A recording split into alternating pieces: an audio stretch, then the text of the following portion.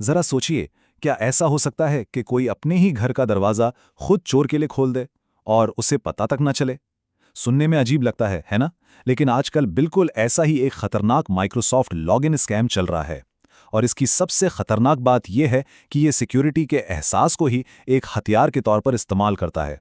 तो सवाल ये उठता है कि भाई कोई हैकर पासवर्ड जाने बगैर किसी के अकाउंट में लॉगिन कैसे कर सकता है?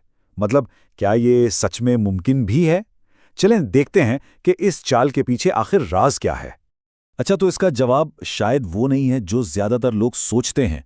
बात यह है कि हैकर पासवर्ड चुराता ही नहीं है, नहीं, बल्कि वो एक ऐसी चाल चलता है कि लोग खुद अपने हाथों से उसे अपने अकाउंट की चाबी थमा देते हैं।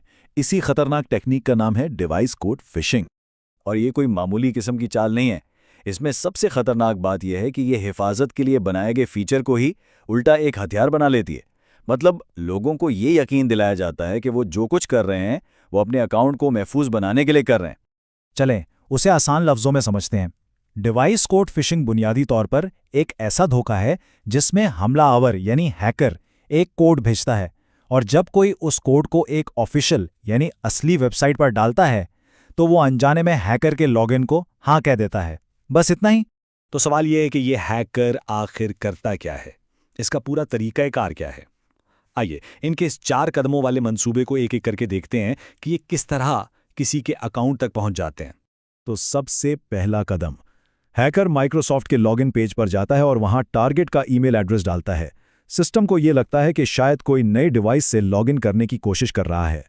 अब आता है दूसरा कदम। माइक्रोसॉफ्ट का सिस्टम, जो ये समझ रहा है कि ये एक असली लॉगिन की कोशिश है, वो उस नई डिवाइस के लिए एक वन टाइम कोड जनरेट करता है और ये कोड सीधा हैकर की स्क्रीन पर आ जाता है। तीसरे कदम पर हैकर यही कोड कॉपी करता है और उसे एक एसएमएस या ईमेल में डालकर टारगेट को भेज देता है। और ये पैगाम ऐसा बनाया जाता है कि बिल्कुल असली लगे, और इसमें एक अर्जेंसी होती है, यानी फौरी एक्शन लेने पर जोर दिया जाता है। और फिर आता है चौथा और आखिरी वार। हैकर के पैगाम में साफ लिखा होता है कि आपका अकाउंट खतरे में है, इसे फौरन महफूज करें। अब इस तरह के पैगाम से घबराहट तो होती है, और उसी घबराहट में लोग वही कर बैठते हैं जो हैकर चाहता है। अच्छा, तो अब हमने हैकर का पूरा मंसूबा तो समझ लिया, लेकिन अब देखते हैं कि वो एक नाजुक लम्हा कौन सा है, वो एक गलती कौन सी है जो सारा खेल बदल देती है। देखें, यही इस पूरे धोखे का सबसे खतरनाक पहलू है। लोग ये सोच रहे होते हैं कि वो अपने अकाउंट को बचा रहे हैं, उसे मजीद महफूज बना रहे हैं, लेकिन असल में हकीकत में वो हैकर को अंदर आने का रास्ता दे रहे होते हैं। और पता है ये धोखा काम क्यों कर जाता है?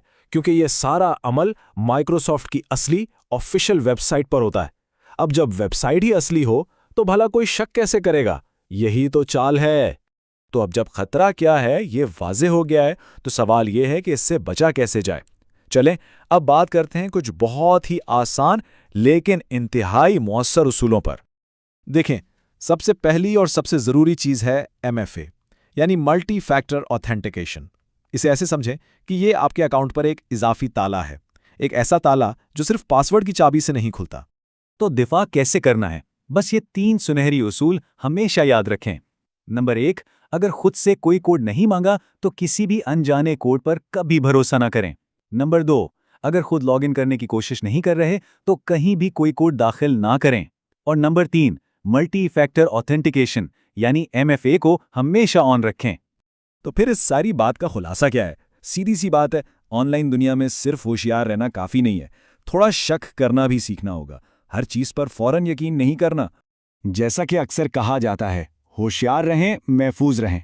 याद रखें, ये सिर्फ एक कहावत नहीं है, बल्कि आज की डिजिटल जिंदगी में ये सबसे बड़ा और सबसे ज़रूरी हथियार है। और आखिर में एक सवाल जो हम सबको खुद से पूछना चाहिए, क्या हमारे ऑनलाइन अकाउंट्स वाकई इतने महफूज हैं जितना हम समझते हैं? इस पर ज़रूर सोचिए और अपनी डिजिटल सिक्योरिटी को एक बार फिर से ज़रूर देखिए।